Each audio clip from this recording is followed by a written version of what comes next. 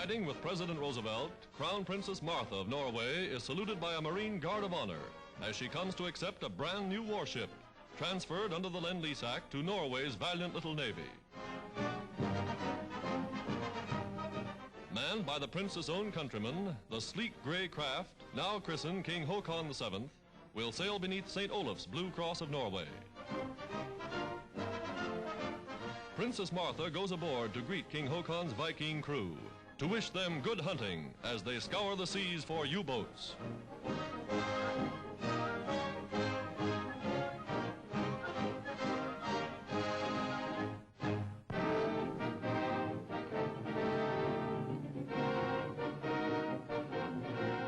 America's newest land battleships prove their power on the testing ground. Called General Lee's, in honor of the South's famous Civil War leader, they're rated by ordnance experts as more powerful than anything their size.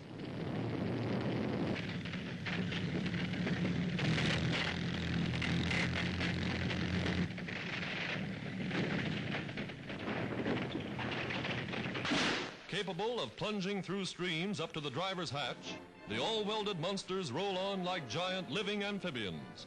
Production and performance figures are a military secret, but there are plenty more where these came from.